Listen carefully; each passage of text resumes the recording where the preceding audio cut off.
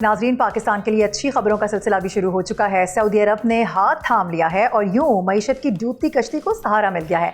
सिर्फ 5 दिनों में $3 अरब, पहले 15 अप्रैल को 2 अरब, फिर 20 अप्रैल को $1 अरब पाकिस्तान के खजाने में शामिल हो चुके हैं। ये रकम सिर्फ आदाद नहीं बल्कि ज़र मुबादला के ज़खायर में नई जान है। यही नहीं बल्कि पहले से मौजूद $5 अरब को भी मजीद 3 साल के लिए तौसी दे दी गई है। यानी मजमूई तौर पर पाकिस्तानी मईशत को $8 अरब का सहारा एक ऐसे वक्त में मिला है कि जब मईशत दबाव का शिकार है। सऊदी हुकाम के मुताबिक ये माली ताउन पाकिस्तान को दरपेश माशी मुश्किलात से निमटने, माली इस्तेहकाम पैदा करने और अवामी फलाह बहबूद के मंसूबों में मदद देने के लिए फराहम किया जा रहा है। अब सवाल ये है कि क्या इमदाद से रुपए को सहारा मिलेगा, माली ज़खायर मजबूत होंगे और क्या अदायगियाँ आसान होंगी? एहतशाम साहब हमारे साथ ही बात करेंगे। एहतशाम साहब, ये वही खबर है जिसके हवाले से हम बार बार गुफ्तगू भी कर रहे थे। अब हम देख रहे हैं कि ये पैसे तो आ गए हैं, लेकिन आप क्या समझते हैं कि अदायगियाँ तो आसान होंगी, लेकिन दूसरी जानिब हम IMF को देखते हैं तो फिर मजीद डू मोर का मुतालबा वहाँ पर किया जा रहा है, जिसमें गैस बिजली को मजीद महंगा करने की बातें हो रही हैं। सो आप क्या समझ रहे हैं कि अवाम को किस तरह से इस पर रिलीफ मिल सकता है? मारूक, लाइटर नोट से शुरू करते हैं। आपका ये कहना है कि हाथ पाकिस्तान का थाम लिया गया है, मैंने इसको बड़ा एंजॉय किया है हाथ थामने को, ठीक है।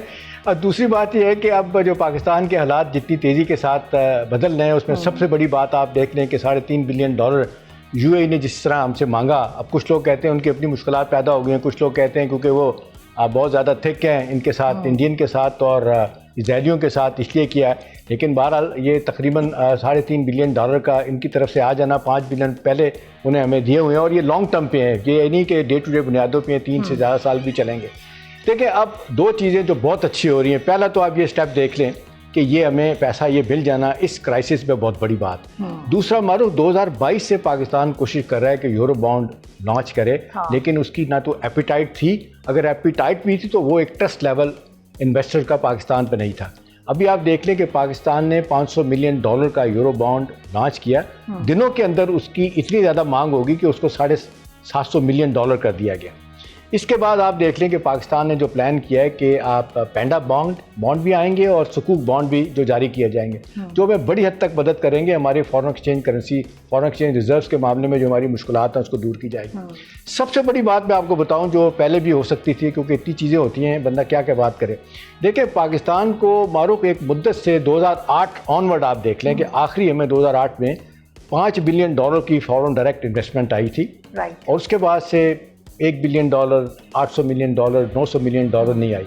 और ये GDP का 22% होता है फॉरेन डायरेक्ट इन्वेस्टमेंट, जो आपकी इक़्तिसादी तरक्की को ऊपर लेके जाता है। अब जो सूरत हाल बदली है, मैं आपको बता सकता हूँ कि जो वेस्ट, जापान, अमेरिका की तरफ से नेगेटिव ट्रैवल एडवाइजरी जारी की जाती थी ना पाकिस्तान के बारे में, सिक्योरिटी के इश्यूज़ हैं, यहाँ पे देखें जी इनका कोई सिस्टम फ्रेमवर्क नहीं बना हुआ और इनके मुश्किलात पैदा होती हैं जब कोई मायदों से पीछे हटना होता है। अब ये तलात हैं और ये बताया जा रहा है कि जी अब ये नेगेटिव एडवाइजरीज ख़त्म होंगी, ट्रैवल एडवाइजरी। इवन जापान का मैं आपको बता सकता हूँ, पिछले दिनों मेरी जापान के इस्लामाबाद में एम्बेसडर से मुलाकात हुई थी, उनसे भी मैंने ये बात की थी। मैंने कहा जी आप भी लाइन अमरीकियों की, यूरोप की लेते हैं, और ये उनका भी बड़ा मैंने देखा कि मूड बड़ा अच्छा था और जिस तरीके से गुफ्तगू कर रहे थे उससे लग रहा था कि वो भी ये नेगेटिव ट्रैवल एडवाइजरी जारी करना बंद कर देंगे। देखिए, इससे क्या फ़ायदा होगा, ये मुल्कों की तरफ से, वेस्ट अमेरिका की तरफ से अपने सरमाएदारों को ये एक क्लीन चिट दी जाएगी कि जाएँ पाकिस्तान में इन्वेस्ट करें। देखें, अब तो बड़े बड़े मुल्क बगैर जॉइंट वेंचर के मारूफ सर्वाइव नहीं कर सकते। चाइना देखें ये कर रहा है, रशिया कर रहा है, हमारे मिडिल ईस्ट के मालिक कर रहे हैं जॉइंट वेंचर। हमें ये जब मिलेंगे तो हमारी जिस तरीके से माली मुश्किलात हैं वो दूर होने में मदद मिलेगी, लेकिन हमें कुछ और करने की ज़रूरत है। देखें, हमारे इस वक्त कितने $38 बिलियन के हमारे जो है ना वो फॉरेन लोन हो चुके हैं, इतने हमारे लोकल लोन हैं। अभी देखें मौजूदा हालात में क्या हुआ है कि हमारा ट्रेड डेफिसिट कितना कम हो गया, ये एग्जैक्टली 23% जो है ना ये बढ़ गया है। $28 बिलियन का ये तजारती खसारा हो गया।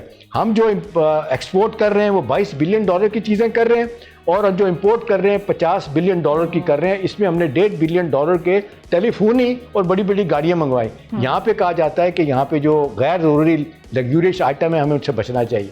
दूसरा है कि एक्सचेंज रेट अगर हम मेंटेन करते हैं, जिसके चांसेस बहुत ज़्यादा हैं, हमारी करेंसी है पिछले 1.5-2 साल से खड़ी हुई है, रुपी जो है ना बड़ा स्ट्रॉन्ग है, ये अगर जारी रहता है और फिर यह है कि अपने हम रिजर्व्स बढ़ाते हैं इस तरीके से कि अपनी एक्सपोर्ट को बढ़ाएं। ये तो बार बार आता है कि जी पाकिस्तान में कम्पिटिटिव माहौल नहीं है, पाकिस्तान को जिस तरीके से बरामदात के हवाले से पैदावारी लागत कम होने की ज़रूरत है, ease of doing business, cost of doing business ये कम होती है, प्लस हमें 38 बिलियन डॉलर के रिजल्ट मिल रहे हैं। तो मुझे कोई शक नहीं है अल्हम्दुलिल्लाह हम साल 2 साल 1.5 साल में इस पोजीशन में आ जाएंगे कि जो एक तलवार लटकती है कि जी 16 बिलियन डॉलर के रिजर्व हमारे पास हर वक्त होने चाहिए कि जो 3 माह की इंपोर्ट के लिए जो IMF की शर्त है हम मारों के शर्त से इंशाल्लाह निकल जाएंगे। और पाकिस्तान के लोगों की हम देख रहे हैं 25 करोड़ लोगों की मुश्किलात, जिसमें बहुत ज़्यादा हिंदुस्तान का हाथ भी है, बहुत ज़्यादा उन मालिक का भी हाथ है जो पाकिस्तान को न्यूक्लियर स्टेट के तौर पर नहीं देखना चाहते थे। लेकिन ये परसेप्शन अल्हम्दुलिल्लाह जितनी तेज़ी के साथ वेस्ट अफ्रीका में तब्दील हुआ है, अब हमारे लिए इंशाल्लाह ताला इकोनॉमिक सतह पे, सिक्योरिटी के मार्च पे, मिलिट्री के मार्च पे हमारे लिए बहुत अपॉर्चुनिटी सामने आएंगी। बिल्कुल ऐसे ही सऊदी अरब ने एक बार फिर से बड़े भाई होने का किरदार अदा किया और पाकिस्तान पर एक बार फिर से भरोसा किया, और यही वजह है कि आज हम देख रहे हैं कि ये सारी सिचुएशन हमारे सामने है। शाम साहब बहुत शुक्रिया साथ रहने के लिए। और नाजरीन, जाते जाते आपको याद दिलाएं कि हम गज़ा को भूले नहीं हैं। सूरज वहाँ पर आग बरसा रहा है, सर छुपाने के लिए छत छीन ली गई है और पीने के पानी का हुसूल भी मुश्किल तरीन बना दिया गया है। ये दिल दहला देने वाला क़यामत खेज़ मंजर गज़ा का है, वही गज़ा जिसे इस्राइली बर्बरियत ने जीते जागते शहर से खंडरात में तब्दील कर दिया। गज़ा जहाँ ज़िंदगी अब सांस लेने का नाम नहीं, सिर्फ ज़िंदा रहने की मुश्किल तरीन जंग बन चुकी है, जहाँ सूरज की तपिश ज़मीन को नहीं इंसानों की उम्मीदों को जला रही है, जहाँ बच्चे खिलौनों के लिए नहीं एक एक घूंट पानी के लिए तड़प रहे हैं। ज़रा सोचें और अंदाज़ा लगाएं, वो माँ जो अपने बच्चे को पानी नहीं दे पा रही होगी, उसकी बेबसी किस इंतहा को होगी। पानी जो ज़िंदगी की अलामत है, आज गज़ा में सबसे बड़ी महरूमी बन चुका है। इसराइल ने इंसानों को ही नहीं पानी के हर ज़रिए को निशाना बनाया है, जिसके बाद लाखों फ़लस्तीनी प्यास से बिलख रहे हैं। हर जानिब मलबा है, हर जानिब खून की बू है, हर तरफ बीमारी का खौफ और ऊपर से इसराइली दरिंदगी का ना ख़त्म होने वाला सिलसिला। गज़ा में ज़िंदगी एक अजियत का दूसरा नाम बनकर रह गई है नाजरीन। निकासी का निज़ाम ख़त्म हो चुका है, सफाई का तसव्वुर मिट चुका है, वबाएँ जान ले रही हैं। सच ये है कि ये सिर्फ जंग नहीं है, ये इंसानियत पर हमला है।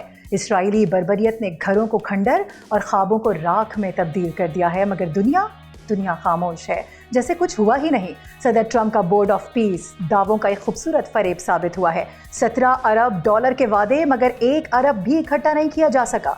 ऐलानात तो बहुत हुए, मगर मैदान खाली हैं। अब अक़वाम मुत्तहिदा और यूरोपियन यूनियन की जानिब से Gaza rapid damage and needs assessment report जारी की गई है, जिसमें 24 माह के दौरान गज़ा में इसराइली हमलों के नुकसानात का तखमीना लगाया गया है, जिसके मुताबिक गज़ा की तामीर नौ के लिए 71.4 अरब डॉलर्स दरकार हैं।